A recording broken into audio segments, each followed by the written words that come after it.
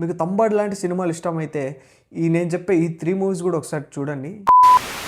Horror movies అనగానే మనకు first గుర్తొచ్చేది ఆ గోస్ట్స్, ఆ జంప్ స్కేర్స్, ఒక హాంటింగ్ మ్యూజిక్, ఒక లౌడ్ మ్యూజిక్. కానీ ఒక జానర్ ఉంటుంది, స్లోగా మన మైండ్తో గేమ్ ఆడుకుంటూ ఉంటుంది, మన మైండ్లో స్కేరీనెస్. అదే మిస్టిక్ సైకలాజికల్ థ్రిల్లర్. సో ఈ జానర్లో మనకి హర్రర్ కన్నా ఎక్కువ అట్మాస్ఫియర్ ఇంపార్టెంట్, గోస్ట్ కన్నా human fear important, super natural కన్నా మైండ్ గేమ్ ఇంపార్టెంట్. సో ఇలాంటి ఒక మిస్టిక్ సైకలాజికల్ థ్రిల్లర్ జానరా మూవీస్, మీకు తంబాడు లాంటి సినిమాలు ఇష్టమైతే నేను చెప్పే ఈ 3 మూవీస్ కూడా ఒకసారి చూడండి.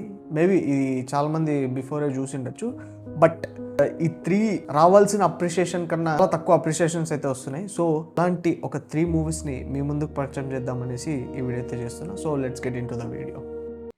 సొల్లు సొల్లు సొల్లు ఎదవ సొల్లు కబుర్లు. So guys, before getting in to the video, నేనైతే ఒక చిన్న విషయం క్లారిఫై చేద్దాం అనుకుంటున్నా. లాస్ట్ వీడియోలో నేను పెట్టిన సర్వం మాయా మూవీ రివ్యూలు అయితే చాలామంది దానికైతే హర్ట్ అయినారనమాట. అంటే వాళ్ళకి నచ్చింది, నాకు నచ్చలేదని చెప్పినందుకు. దానికి చాలామంది ఏదో ఇదంతా స్టంటు, ఏదో ఇదొక ప్యాషన్ లేండి, ఇలా అందరికీ నచ్చితే నచ్చలేదని చెప్తే చూస్తారు, అటెన్షన్ సీకింగ్ ఇదంతా అన్నట్టు కామెంట్ చేస్తున్నారు. సో నాకైతే నిజంగా ఆ సినిమా నచ్చలేదు లిటరలీ. సో నేను ఎవరిని ఆ సినిమా నచ్చలేదని ఎవరి మీద ఒపీనియన్ రుద్దలేదు. మీకు నచ్చిందా మీకు నచ్చలేదా అని లాస్ట్లో కూడా అడిగాను. సో నా టేస్ట్ ఇంతేలేరా దరిద్రం అనుకున్న వాళ్ళు కూడా అనుకోండి అని కూడా చెప్పాను నేను ఒక వీడియోలో. సో ఒక పర్సన్ అయితే ఇంకా ఇంత పెద్ద ఎస్సే రాసినాడు అనమాట. ఇక్కడ మీకు డిస్ప్లే చేస్తాను చూడండి. చాలా పర్సనల్ తీసుకున్నట్టున్నాడు. నువ్వు ఇదంతా స్టంట్లు అయినా ఎవడికి కావాలి నీ రివ్యూ అన్నట్టు. సో నేను ఎవడి మీద ఏం రుద్దట్లేదు, నచ్చితే చూడండి, నచ్చకపోతే చూడొద్దండి అని అయితే చెప్తున్నాను. సో అదనమాట, ఇది ఒక విషయం నేను క్లారిఫై చేద్దాం అనుకున్నా ఈ వీడియోలో. So let's get into the video. So ఈ లిస్ట్లో number 3 in the list is Kumari అనే ఒక సినిమా ఉంటుంది. ఇది మలయాళం సినిమానే. సో నేను పిక్ చేసిన ఈ 3 మూవీస్లో 2 మూవీస్ అయితే మలయాళంవే. సో మలయాళం సినిమాలు వీడికి నచ్చవు అనుకునే వాళ్ళకి చూడండి ఈ సినిమాలు కూడా, నా టేస్ట్ ఏంది అనేది తెలుస్తుంది. సో అదనమాట. సో ఈ కుమారి అనే ఈ సినిమా ఒక ఫోక్లోర్ మిస్టిక్ సైకలాజికల్ థ్రిల్లర్ జానరా సినిమా అనమాట. ఈ సినిమాలో హీరోయిన్ వెళ్ళే ఒక విలేజ్ ఏదైతే ఉంటుందో ఆ విలేజ్లో స్ట్రేంజ్ రిచువల్స్ జరుగుతూ ఉంటాయి. విలేజ్లో ఒక లెజెండ్, ఒక డిమాన్, మన ఇల్యూమినాటి కైండ్ ఆఫ్ డిమాన్ అయితే ఉంటారు. సో ఆ డిమాన్ అనేది రియలా లేకపోతే ఎవరైనా హైరార్కీ కోసం సొసైటీలో ఒక పేట్రియార్కల్ మైండ్ సెట్ ఉన్న పర్సన్ క్రియేట్ చేసిన ఒక ఫియరా అనే దాని మీద అయితే స్టోరీ నడుస్తూ ఉంటుంది. సినిమా మొత్తం మనల్ని ఒక డౌట్ అండ్ టెన్షన్ బిల్డ్ చేసే కైండ్ ఆఫ్ సీన్స్ చాలా ఉంటాయి సినిమాలో. సినిమా మొత్తం అదే నడుస్తూ ఉంటుంది. సో మెయిన్ ఈ సినిమాకి కోర్ స్ట్రెంగ్త్ అనిపించిందంటే ఆ సినిమాలో ఉన్న అట్మాస్ఫియర్, ఆ సెట్స్, అంటే లైక్ ఆ రియల్ లొకేషన్లో షూట్ చేస్తారు.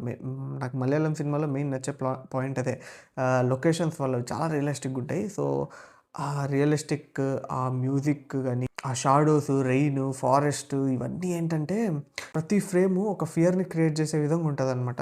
ఇది ఒక సింపుల్ గోస్ట్ స్టోరీ కాదు, ఇది పేట్రియార్కీ, బిలీఫ్ సిస్టమ్ అండ్ సొసైటీలో ఉన్న బ్లైండ్ ఫెయిత్ గురించి అయితే మాట్లాడుతుంది. అంటే అవన్నీ చెప్తుంది కదా, ఏదో క్లాసులు బీకినట్టు ఉంటుంది అని అనుకోవద్దండి. అసలు ప్రీచింగ్ లాగానే ఉండదు.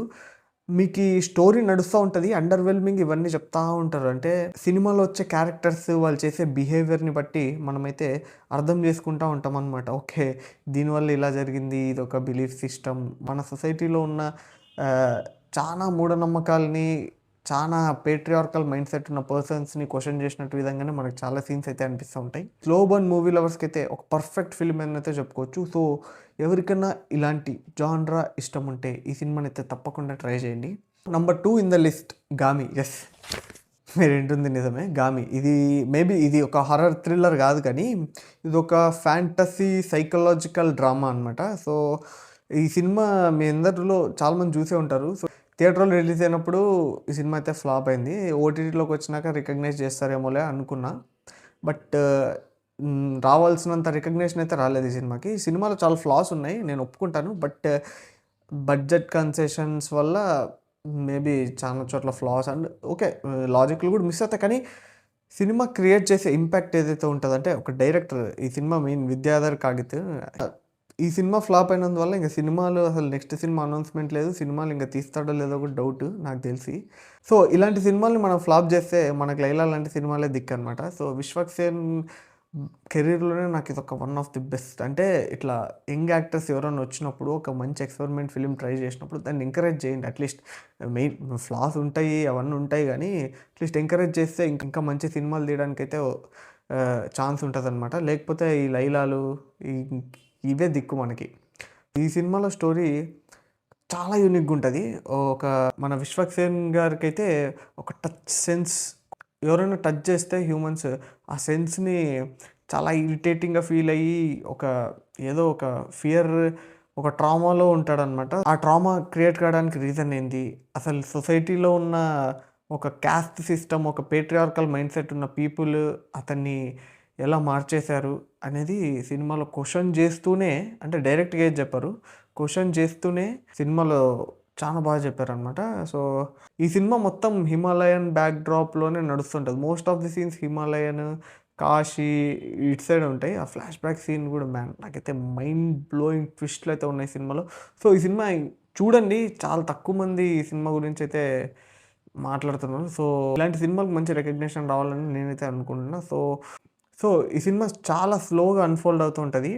ప్రతి సీన్ కూడా మనకి మనల్ని క్వశ్చన్ చేసే మైండ్ సెట్లోకి అయితే తీసుకుపోతుంది అనమాట. ప్రతి సీన్లో కూడా ఒక సింబాలిజంతో మనకి ఏది స్పూన్ ఫీడింగ్ ఉండదు. ప్రతి సీన్లో ఒక సింబాలిజంగానే మనకి సొసైటీలో జరిగే విషయాలన్నింటినీ మన ముందు పెట్టే ప్రయత్నం అయితే చేసినారు విద్యాధర్ కాగిత్. ఇంకొకటి, నేను ఇదే డైరెక్టర్ తీసింది ఒక షార్ట్ ఫిలిం సజెస్ట్ చేస్తాను ఈ వీడియోలోనే. వరా అని ఒక షార్ట్ ఫిలిం ఉంటుంది, యూట్యూబ్లో ఉంది. ఒక 10 years బ్యాక్ తీశారనుకుంటా. అప్పట్లో ఒక షార్ట్ ఫిలింకి ఆ బడ్జెట్ ఎంతైందో నాకు తెలియదు, కానీ ఈ లెవెల్ ఆఫ్ క్వాలిటీ ఉంటుందా అన్నట్టు అనిపించింది. నేను అది కింద డిస్క్రిప్షన్లో ఇస్తాను లింక్, కుదిరితే దొరికితే. సో వెళ్ళి చూడండి. షార్ట్ ఫిలిం పేరు అయితే వరా అనమాట. సూపర్ ఉంటుంది షార్ట్ ఫిలిం.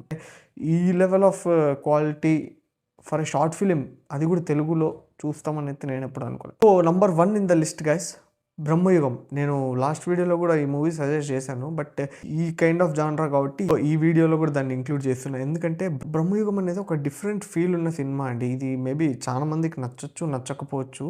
అంటే చూడండి ఖచ్చితంగా సినిమాని. ఈ సినిమా ఏంటంటే మొత్తం బ్లాక్ అండ్ వైట్లోనే షూట్ చేసినారనమాట. ఆ బ్లాక్ అండ్ వైట్లో షూట్ చేయడం వల్ల ఏంటంటే మనకి ఫస్ట్ ఫ్రేమ్ నుంచి ఒక డిఫరెంట్ కైండ్ ఆఫ్ ఫీల్ ఇస్తుంది cinema, different kind of experience ఇస్తుంది సినిమా. ఈ సినిమా స్టోరీ చాలా సింపుల్. ఒక పోర్చుగీస్ దగ్గర పనిచేసే ఒక ఇండియన్ సింగర్ ఆ పోర్చుగీస్ దగ్గర నుంచి తప్పించుకునే ప్రయత్నంలో ఒక ఫారెస్ట్లో ట్రాప్ అవుతాడు. ఆ ట్రాప్ అయిన దగ్గర ఒక ఇంట్లో ఒక మిస్టీరియస్ మ్యాన్ని కలిసి అక్కడ అతను ఎలా ఇరుక్కుపోయాడు అనేది స్టోరీ అనమాట. ఈ సినిమాలో మెయిన్ విలన్ గోస్ట్ కాదు, హర్రర్ కాదు, ఏది కాదు. ఈ సినిమాలో మెయిన్ వాళ్ళు చెప్పాలనుకున్న విలన్ ఎవరైతే పవర్. అంటే ఒక మనిషికి ఒక పవర్ ఇస్తే, ఒక కోట్ ఉంటుంది కదా, give a power and see his reality అని. సో అదే అనమాట ఈ సినిమా మెయిన్ కోర్ ప్లాట్. ఒక పవర్, హైరార్కీ, ఒక పేట్రియార్కల్ మైండ్ సెట్తో ఉన్న ఈ ఎలిమెంట్స్ని చాలా బాగా డీల్ చేశారు. అండ్ సో ఈ క్యాస్ట్ అనే ఎలిమెంట్ని, మనుషుల్ని తక్కువగా చూడడం అనే విధానం కూడా సినిమాలో చాలా బాగా డీల్ చేసినారు. సో ఈ బ్రహ్మయుగం మీద నేను ఒక డీటెయిలింగ్ వీడియో అయితే తీద్దాం అనుకుంటున్నా. సో మీలో ఎవరికైనా ఆ డీటెయిలింగ్ వీడియో కావాలి అనుకుంటే కింద కామెంట్స్లో చెప్పండి. సో అదైతే చేద్దాం అనుకుంటున్నా. మీరు కామెంట్ చేయకపోయినా నేను చేస్తామని అనుకుంటున్నాను, ఎందుకంటే ఆ సినిమాలో చాలా డీటెయిలింగ్ ఉంటుంది.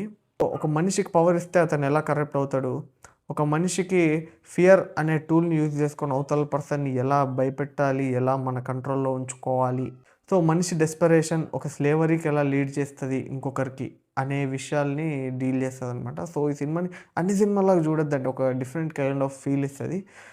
ఈ సినిమాలో డైలాగ్స్ చాలా హెవీగా ఉంటాయి. అంటే అర్థం చేసుకోగలిగేంత కొన్ని సాంస్క్రిట్ డైలాగ్స్ కూడా ఉంటాయి. అంటే సాంస్క్రిట్ శ్లోకం చెప్పి దాని డైలాగులు చెప్తూ ఉంటారు.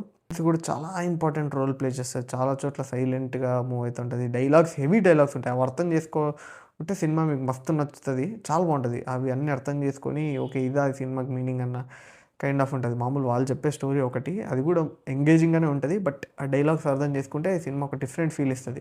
సో ఈ 3 మూవీస్ నేను ఈ వీడియోలో చేయడానికి రీజన్ ఏంది, ఇంకా లేవా ఇలాంటి సినిమాలు అంటే, ఈ సినిమాలన్నింటిలో మెయిన్ నాకు కామన్గా అనిపించిన పాయింట్ ఏంటంటే slow phase drama, strong atmosphere, minimal jump scares ఉంటాయి సినిమాలో, heavy symbolism and psychological conflicts ఈ సినిమాలో చాలా ఉంటాయి. సో మెటాఫర్గా చాలా విషయాల్ని అడ్రస్ చేస్తారు. సో అందుకు ఈ సినిమా నాకు ఈ 3 సినిమాలను అయితే ఈ లిస్ట్లో పెట్టాను. సో ఇలాంటి సినిమాలు మీకేమైనా తెలిసి కూడా కింద కామెంట్స్లో చెప్పండి. నేనేమైనా మిస్ అయి ఉంటే. ఇవి నా best mystic psychological thriller movies in Indian cinema. So అది గైస్, ఈ వీడియోకి అయితే ఇంతే. ఈ వీడియో మీకు నచ్చితే లైక్ చేయండి, షేర్ చేయండి, సబ్స్క్రైబ్ చేయండి మన ఛానల్ని. ఇంకా నెక్స్ట్ వీడియో వచ్చేసి మన నా అన్వేషణ అనే వాడు ఉన్నాడు కదా. సో నా అన్వేషణ అనే పర్సన్ ఎవరైతే ఉన్నారో ఆయన మూవీ రివ్యూస్ ఇవ్వచ్చా లేదా అనే ఒక వీడియో చేసినాడు. ఆ వీడియో చూసి రియాక్ట్ అవుదాం మనం. అంటే ఇప్పుడు అది ఆ వీడియోలో మాట్లాడుకుందాంలేండి. సో ఈ వీడియోకి అయితే ఇంతే. Thank you for watching. I will catch you in the next one. Thank you. జై హింద్.